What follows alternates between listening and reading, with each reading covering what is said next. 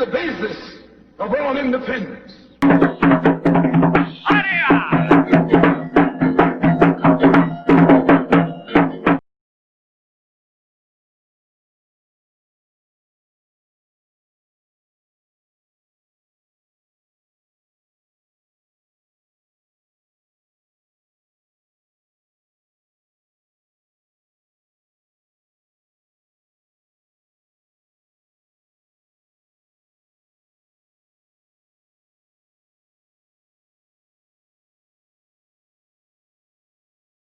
Let's just look at a little bit of history of the Democratic Party.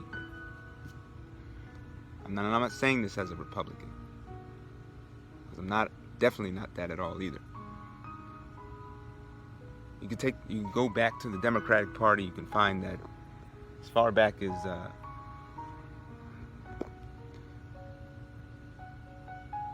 the party really comes from Thomas Jefferson as an anti-federalist. But you really start to see the Democratic take its modern form with Andrew Jackson. Pro-slavery, pro-expansion, anti-Indian kind of rhetoric and policies with the Indian Removal Acts. The Democrats were all about expanding the country and getting more land to expand the Cotton Kingdom. Right? The Democrats were the ones who seceded from the Union in 1860 and 1861, and fought as Confederates against the United States government. The Democrats failed to secede and create themselves an independent country. But then you have Democrats like Andrew Johnson, who was Lincoln's vice president, who took over after Lincoln was assassinated, who continued to push. He rescinded on the policy to redistribute land to African Americans after the Civil War. He did everything he could to block any type of progress. He vetoed the Freedmen's Bureau, and he vetoed the Civil Rights Act of 1866, right, until these things were overridden by the Republican Congress. Keep going down the line, you see the Democrats such as Woodrow Wilson, who segregated Washington, D.C. Woodrow Wilson, who showed the film Birth of a Nation in the White House and gave it all kinds of praise for its historical accuracy. Birth of a Nation being the film that depicted the Ku Klux Klan as being a heroic organization at the time of Reconstruction. But then we all know that. We all know that Woodrow Wilson, we all know that Andrew Johnson and Andrew Jackson as Democrats were on the wrong side of history. Right, that's what we tend to think about. But then when we get to Franklin Delano Roosevelt, we start to think that this is when the Democrats started to become good. But even if you look at Franklin Roosevelt's administration, you see a lot of problems as well. There is a book by Walter Williams called Race and Economics, where he actually details a lot of the Roosevelt New Deal policies that were actually detrimental to the black community. As much as it was presented as being something favorable to the black community. People don't realize a lot of black people started voting Democrat during the Roosevelt years.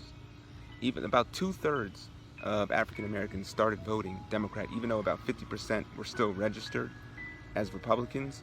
They started to vote Democrat, not so much because of Franklin Roosevelt's policies were actually good for black people, but more so because of some of his rhetoric and some of the good deeds that his wife Eleanor Roosevelt was actually doing for the black community at the time. But Roosevelt's policies himself weren't that great. And if you look at who Roosevelt was working with in Congress, Congress at the time was dominated by the Democrats.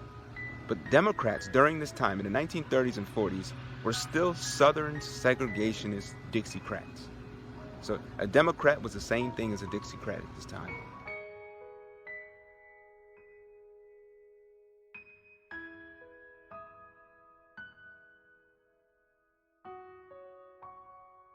The system of government that America has consists of committees. There are 16 senatorial committees that govern the country and 20 congressional committees. 10 of the 16 senatorial committees are in the hands of Southern racialist senators who are racialists. 13 of the 20, this was before the last election. I think it's even more so now. 10 of the 16 committees, senatorial committees, are in the hands of senators who are Southern racialists. 13 of the 20 congressional committees were in the hands of Southern congressmen who are racialists, which means out of the 36 committees that govern the foreign and domestic direction of that government, 23 are in the hands of Southern racialists, men who in no way believe in the equality of man, and men who do anything within their power to see that the black man never gets to the same seat or to the same level that they are on. The reason that these men from that area have that type of power is because America has a seniority system. And these who have that seniority have been there longer than anyone else because the black people in the areas where they live can't vote. And it is only because the black man is deprived of his vote that puts these men in positions of power that gives them such influence in the government beyond their actual intellectual or political ability, or even beyond the number of people from the areas that they represent. So in order for him to get any type of bill passed, New Deal bill passed, he had to make sure he had to appease these same Southern Democrats, these same Southern Dixiecrats. All right, and this is what essentially happened. A lot of the policies that were being implemented at this time were racist, segregationist kind of policies, because he had to appease and appeal to his constituency, and he had to appeal to the same ones in Congress that were actually gonna vote some of these policies through. Let me give you an example. There was the National Industrial Recovery Act, there was the Agricultural Adjustment Act, and there was the Federal Housing Administration, and there was the Social Security Act, there was the Wagner Act, and also the Fair Labor Standards Act. And when we look at all these acts, for instance, the National Industrial Recovery Act of 1933 was an act that it restricts output and it forces a minimum wage.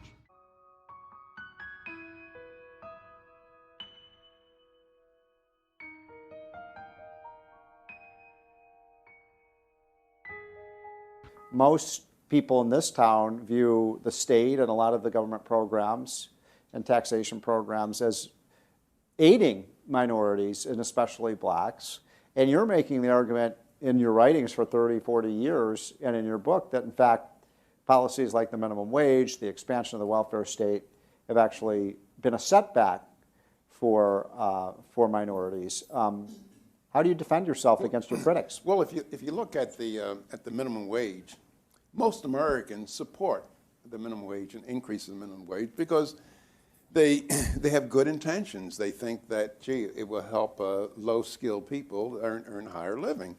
But when you look at public policy, you should not look at the intentions behind public policy. You should ask the question, what are the effects? And you can see the effect of the minimum wage law if you put yourself in the place of an employer. And you say, and you have to pay $7.25 an hour to no matter whom you hire. Well then, would you hire a worker who is so unfortunate so as to have skills that would only enable him to produce $3 or $4 worth of value per hour? Well, most employers will look at that as a losing economic proposition. That is to pay somebody $7.25 when that somebody could only produce $4 worth of value per hour. And so the effect of the minimum wage law is to discriminate against the employment of low-skilled people. And if you look at wait a minute, those are the people who are going to get the minimum wage. No, they're not going to get a job in the first place.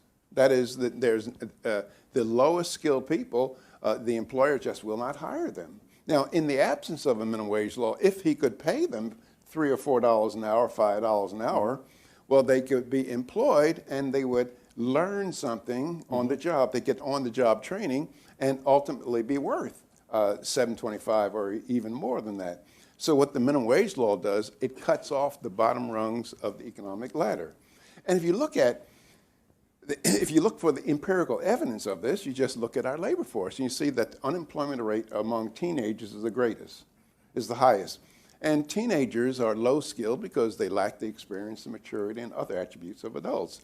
And among that group are black teenagers who not only share the handicaps of teenagers in general, but they share the additional handicaps of often going to rotten schools, getting fraudulent education, poor backgrounds, rotten neighborhoods, and early work experiences are very, very important for people who have this kind of background. Now, there's something else about the minimum wage law that nobody considers, and I point that out in a book I wrote in 1989. It's called South Africa's War Against Capitalism. And in that book, I do a study of labor markets in South Africa during its apartheid era. And I give citation after citation of racist unions in South Africa who would never have a black as a member, were the major supporters of minimum wage laws for blacks. And their stated reason was to make the wage high enough so that employers would not hire black workers, they would hire white workers.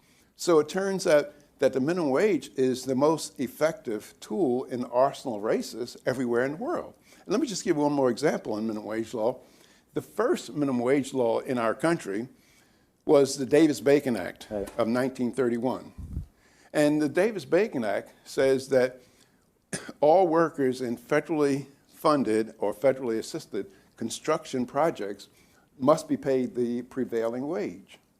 And if you look on page 6513 of the Congressional Record on March 31st, 1931, you'll see congressional testimony where congressmen will say, see that contractor over there? He brings cheap colored labor up from the South, puts them in cabins, and it's labor of that sort that has to compete, that white Americans are competing against. It was all kinds of testimony in support of the Davis-Bacon Act that demonstrated that they wanted to keep blacks out of construction. Wow. And see, the tragedy of it is that the Davis-Bacon Act is still on the books today. And another part of the tragedy is that black congressmen, they also support the Davis-Bacon Act. Now, they support the Davis-Bacon Act because unions want the Davis-Bacon Act. Now, the people who support the Davis-Bacon Act today, they just don't use the same rhetoric. They use a more enlightened rhetoric in support of the Davis-Bacon Act. But the minimum wage law, any kind of minimum or any kind of regulation on prices, it discriminates against less preferred people. I mean, if you ask the question, and one example I frequently give talking about setting prices, any kind of price control, it discriminates against less preferred people. I often ask people, suppose you saw a fat, old, ugly, cigar-smoking man, and he's married to a beautiful young lady. What kind of prediction would you make about that man's income? You would guess that it's pretty high. And what is he doing? He's telling the beautiful young lady, look, I can't compete for your hand on the basis of a guy like Williams. So I'm going to offset my handicap by offering you a higher price. And so decent people might say, well, gee, is it fair for beautiful young ladies to treat fat, old, ugly, cigar-smoking men any differently than they treat handsome men? And they'll say no. And then you make a law saying that beautiful young ladies can't charge fat, old, ugly, cigar-smoking men higher prices than they charge handsome men. Then you say, well, then what happens to the probability of a fat, old, ugly, cigar-smoking man marrying a beautiful young lady? What you've done by regulating prices, you've taken away his most effective means of competing with the more preferred man by offering higher prices. And so that's the same thing when you regulate any price. You handicap less preferred people. When leading up into the New Deal, all of these policies, what it ended up doing was it increased the unemployment rate of young African Americans at the time. As a result of the National Industrial Recovery Act of 1933, 500,000 blacks in the South lost their jobs as a result. Also, with the Agricultural Adjustment Act of 1933, the federal government paid farmers not to produce. And what this did is it made a lot of field hands throughout the South also lose their jobs as a result. There was also the Federal Housing Administration of 1934. The government insured these loans to make sure that they're constructing suburbia, But the stipulations with these loans, it excluded blacks from living and being able to get loans to live in some of these homes in suburbia. And what it virtually did was, this policy of the Federal Housing Administration, it created, a segregated America. And even parts of America that were not segregated, that were not in the South, you would end up seeing them become segregated as a result. People were struggling for housing, but if you were going to get housing under this new federal policy, they were funneling the blacks into housing projects, and they were funneling the whites into suburbia. And this is where you start to see the segregation of society, not only in the South, but also in some of the major cities all throughout the United States that were not previously segregated. Housing projects were built for blacks. And this is where you get redlining from. Also, the Social Security Act of 1935. Same thing. There were certain jobs that were covered under the Social Security Act, meaning you can get money after your retirement age. Certain jobs were excluded. You know what these jobs were? Field hands was one. Domestics was another. Why? Because these are the jobs that black people had in the South. And they didn't want any black people to get lazy after the age of 65. There was also the National Labor Relations Act of 1935, also known as the Wagner Act. It encouraged labor union monopolies. See, this act, the National Labor Relations Act, or also known as the Wagner Act, it encouraged a monopoly of unions, right? The same unions that excluded blacks, the same unions that encouraged minimum wages, to price out the black worker, were the ones that are now being solely recognized. They were basically sponsored by the federal government. These unions were sponsored by the federal government, so these unions got all the jobs, and especially in all the industries that were now getting all these jobs because the war was about to start in 1939. They were the ones that were getting first privileges in these certain industries, in these certain jobs. And if you weren't in part of the clique, if you weren't part of the union, which many of the blacks were not, then you were out of luck. And then ultimately by 1938, they federalized the minimum wage. It wasn't just certain industries like they were doing before, but now they made it a thing. Fair Labor Standards Act of 1938. And then when Lyndon Johnson comes into power, what does he do? His Great Society programs, they incentivize not working. It incentivizes not having a male in the house. It incentivizes all these things that all they essentially do is break up the family.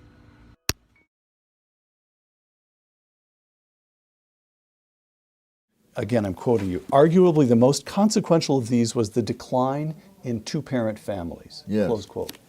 Explain that one. Among African Americans. Yes. We're still talking about African Americans. Well, you know, when they talk about things like this, they talk about the legacy of slavery. Right, right. And I argue, well, empirically, it's not that, it's the legacy of the welfare state. Because as of 1960, which is almost 100 years after slavery ended, the majority of black kids were being raised in two-parent households. But within one generation after the welfare state, that had dropped down to a minority. So that the majority of black kids today are raised in one-parent households. When you think about it, I mean, centuries of slavery and generations of Jim Crow did not destroy the black family. But one generation of the welfare state did. And there is also Bill Clinton, the Democrat, his crime bill of 1993, which contributed to the prison industrial complex. Land is the basis of all independence.